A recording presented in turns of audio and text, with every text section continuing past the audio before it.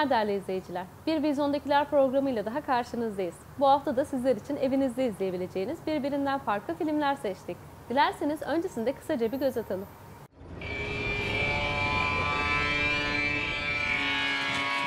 Que bom que você pode vir, minha filha.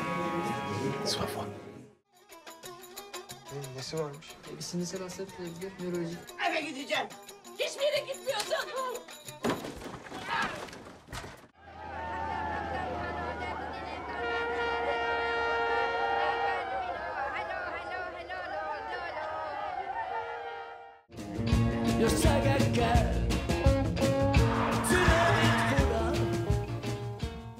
Cannes Film Festivali'nde jüri ödülüne layık görülen 2019 yapımı gerilim türündeki film Bacurau.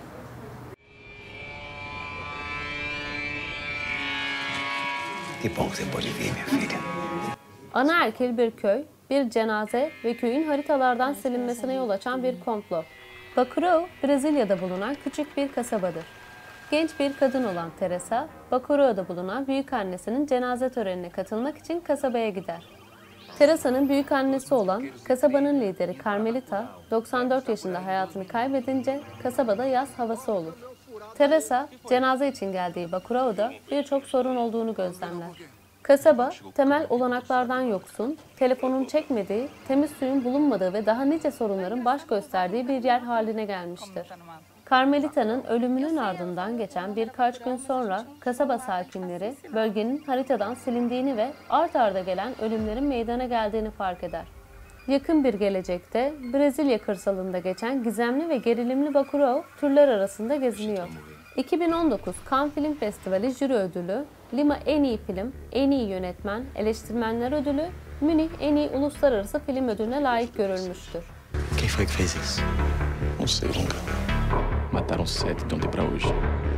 Por que vocês estão fazendo isso?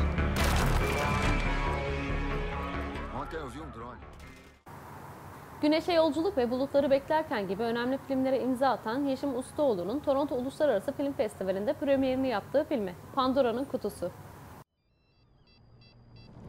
Nesrin, Ne zaman oldu? hoşça kal. Pandora'nın Kutusu, Yeşim Ustaoğlu'nun senaryosunu yazdığı ve yönettiği 2008 yapımı dram filmidir. Başrollerini Derya Alabora ve Onur Ünsal'ın paylaştığı film, İstanbul'un farklı semtlerinde yaşayan, her biri diğerinden farklı sorunun ve hayat standardının içine sıkışıp kalmış, birbirinden habersiz, orta yaş ve sınıfa mensup 3 kardeşin hikayesini anlatıyor. Pandora'nın Kutusu, bir yabancılaşma, yalnızlaşma hikayesidir. Herkesin kendini bir şekilde içinde bulabileceği, gelişmiş ya da gelişmekte olan kapitalizm ve modernlikten nasibini almış bütün toplumlardaki bireylerin sıkışılmışlığını anlatıyor. İnsanlık hallerinin kimi ironik, kimi hüzünlü bir dille anlatıldığı, orta sınıf ahlakı üstüne kurulu dokunaklı bir hikaye. Güneşe Yolculuk ve Bulutları Beklerken gibi filmleriyle kendini ispatlayan önemli yönetmen Yeşim Ustaoğlu, bu filmiyle de yine yolculuk vesilesiyle gerçek kimliklerini bulan karakterleri ele alıp, politik duruşuyla da dikkat çeken sosyal içerikli ve son derece etkili bir filme imza atıyor. Çekimleri 7 hafta süren film, sisli, puslu bir atmosferde görüntülenen İstanbul'un birbirinden farklı kentsel dokuları barındıran köşelerini Karadeniz'in Küre Dağları'nın dinginliğiyle yan yana getiriyor. Film, dünya premierini Uluslararası Toronto Film Festivali'nde yapmıştır. San Sebastian Film Festivali'nde en iyi film ve en iyi kadın oyuncu ödülleri, Antalya Film Festivali'nde ise en iyi yardımcı kadın oyuncu ödülünü kazanmıştır. Yani sonunda... Hatırlamıyorum. Anne ne yapıyorsun? Ne yaptın anne ya? Hatırlama, boş ver. 1991 yılında Cannes Film Festivali'nde gösterilen usta yönetmen Angela Polos'un dram türündeki filmi Leyliğin Geçken Adımı.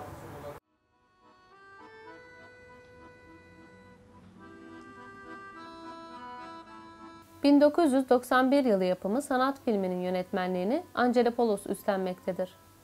Yunanistanlı usta yönetmen Angela Polos'un Sınırlar Üçlemesi'nin ilk filminin ürpertici açılış sahnesini Eleni Karaöndero'nun hüzünlü müziği tamamlar. Alexandra, televizyonda çalışan bir muhabirdir. İşi için Yunanistan'ın bir sınır kasabasına gelmiştir. Bu sınır komşu ülkelerden gelen mültecilerin geçiş yeridir. Askerler iki ülkenin sınırında nöbet beklemektedirler. Yunanlı askerlerin geleneksel olarak yaptığı hareketlerle nöbet değiştirmeleri de bu gerginliğin üzerine taş eklemektedir. Alexandra bir süre sonra mülteciler arasında yıllar önce ortadan kaybolmuş bir Yunanlı politikacıyı fark edecektir. Yurtsuz insanların Kader Denizi'nin ortasında bir nehrin kıyısında öylece kala kalmalarını en iyi özetleyen ise filmdeki şu soruydu. Kaç insan ölmeli o sınırların aşılması için? Kaç sınır geçmesi gerek insanın evine ulaşması için?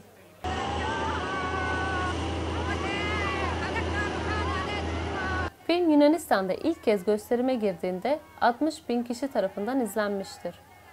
Bu sayı o sene Yunanistan'da gösterime giren 10 farklı filmin toplam izlenme sayısının 2 katıdır. Film 1991 Cannes Film Festivali'nde gösterilmiştir.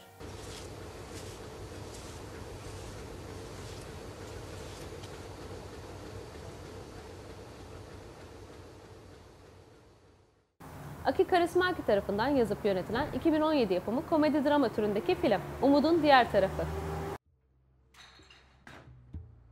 Mikäs mies sinä olet? I live here. This is my bedroom. Good afternoon, sirs. I want to seek asylum in Finland. Bir tarafta Helsinki'de yaşayan suratsız ve soğuk bir adam olan restoran sahibi Wikström, diğer tarafta ise bombalarla sarsılan Halep'ten kaçarak kız kardeşiyle yollara düşen Suriyeli bir göçmen, Khaled. Bu uzun yolculukta kız kardeşi kaybolur ve Khaled bir geminin kazan dairesinde Helsinki'ye varır.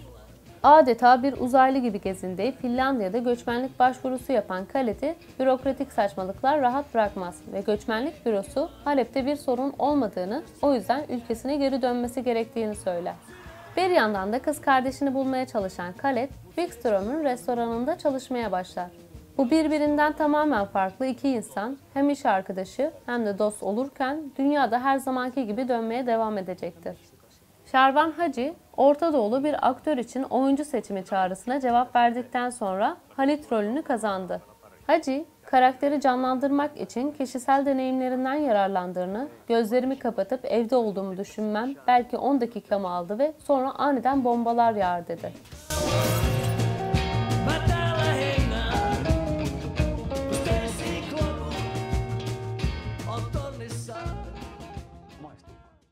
Bu haftaki filmlerimiz bunlardı. Umarım izlerken keyif alırsınız. Gelecek hafta görüşünceye dek hoşça kalın.